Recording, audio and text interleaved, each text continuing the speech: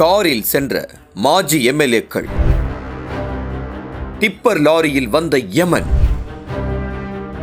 திடீரென கேட்ட அலறல் சத்தம். ஊரையே உலுக்கிய சோக சம்பவம். திருவள்ளூர் திகில்.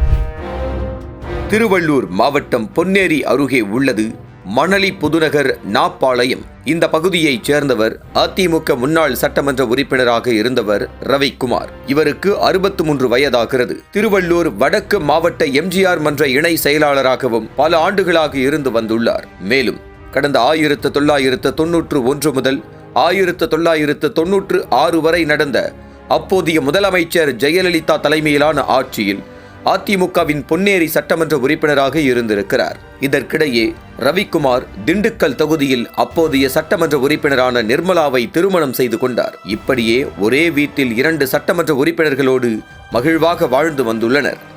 இந்த தம்பதியருக்கு ரவீனா என்ற மகள் ஒருவர் இருக்கிறார். இவர் சென்னையில் உள்ள ஒரு தனியார் மருத்துவக் கல்லூரியில் மருத்துவம் படித்து வருகிறார். இந்த நிலையில் கடந்த சில தினங்களுக்கு முன்பு சென்னையில் மருத்துவம் பயின்று வரும் ரவீனா வார விடுமுறைக்காக ஊருக்கு சென்றதாக கூறப்படுகிறது. வார விடுமுறையை மகளோடு கழித்த தம்பதியர் மகளை மறுபடியும் கல்லூரிக்கு அழைத்துச் சென்று விட்டுவிட்டு வரலாம் என முடிவெடுத்துள்ளனர்.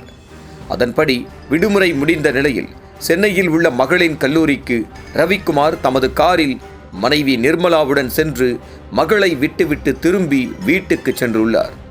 அப்போது மீஞ்சூர் வண்டலூர் வெளிவட்ட சாலை சீமாவரம் அருகே சென்றபோது அவர்களின் வாகனத்திற்கு முன்பு டிப்பர் லாரி ஒன்று சென்றுள்ளது.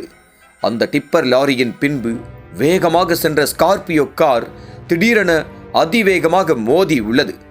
டிப்பர் மீது மோதியதில் காரின் முன்பக்கம் கடுமையாக சேதமடைந்தது. இந்த விபத்தில் முன்னாள் சட்டமன்ற உறுப்பினர்களான ரவிக்குமார் மற்றும் அவரின் மனைவி நிர்மலா இருவருமே படுகாயமடைந்துள்ளனர். இதனால் பலத்த காயத்தோடு இருவருமே மயங்கிய நிலையில் காருக்குள்ளேயே கிடந்துள்ளனர்.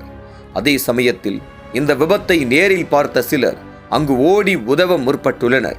அப்போது அங்கிருந்தவர்கள் படுகாயமடைந்த ரவிக்குமார் மற்றும் நிர்மலாவை மீட்டு மீஞ்சூர் மேம்படுத்தப்பட்ட அரசு ஆரம்ப சுகாதார நிலையத்திற்கு கொண்டு சென்றுள்ளனர். ஆனால் இந்த கோர விபத்தில் பலத்த காயமடைந்த ரவிக்குமாரை பரிசோதித்த மருத்துவர்கள் அவர் ஏற்கனவே இறந்துவிட்டதாக கூறியுள்ளனர். இதனை அடுத்து உயிருக்கு ஆபத்தான நிலையில் இருந்த அவரின் மனைவிக்கு அங்கிருந்த மருத்துவர்கள் முதலுதவி செய்து அவரை உடனடியாக ஆம்புலன்ஸ் மூலம் சென்னை ஸ்டான்லி மருத்துவமனைக்கு அனுப்பி வைத்துள்ளனர். தற்போது படுகாயங்களுடன் அரசு ஸ்டான்லி மருத்துவமனையில் அனுமதிக்கப்பட்டுள்ள நிர்மலாவுக்கு தீவிர சிகிச்சை அளிக்கப்பட்டு வருகிறது. இதனை அடுத்து இதுகுறித்து தகவல் அறிந்த மாதாவரம் போக்குவரத்து புலனாய்வு பிரிவு போலீசார் வழக்கு பதிவு செய்து விசாரணை மேற்கொண்டு வருகின்றனர். மேலும் முன்னாள் சட்டமன்ற உறுப்பினர் ரவிக்குமாரின் உடலை கைப்பற்றி பிரேத பரிசோதனைக்கு அனுப்பி வைத்துள்ளனர். மேலும் விபத்து குறித்த தகவல் அறிந்த ரவிக்குமார் மற்றும் நிர்மலாவின் உறவினர்கள் இந்த விபத்தில் சந்தேகம் இருப்பதாக கூறியுள்ளனர். இதன் காரணமாக இந்த விபத்து குறித்து போலீசார் தீவிர விசாரணை நடத்தி வருகின்றனர். போலீசாரின் முதற்கட்ட விசாரணையில் ரவிக்குமாரின் காரை எப்போதும் அவரின் டிரைவர்தான் ஓட்டுவார் என்றும், ஆனால் விபத்து நடந்த அன்று ஓட்டுநர் விடுப்பு எடுத்துக் கொண்டதால் ரவிக்குமார் தானே காரை ஓட்டிச் சென்றதாக போலீசாரின் முதற்கட்ட விசாரணையில் தெரிய வந்திருக்கிறது. இந்த சம்பவம் அந்த பகுதியில் பெரும் பரபரப்பை ஏற்படுத்தி உள்ளது. முன்னாள் எம்எல்ஏ ரவிக்குமார் சாலை விபத்தில் உயிரிழந்ததை ஒட்டி அதிமுக பொதுச் செயலாளர் எடப்பாடி பழனிசாமி இரங்கல் தெரிவித்துள்ளார்.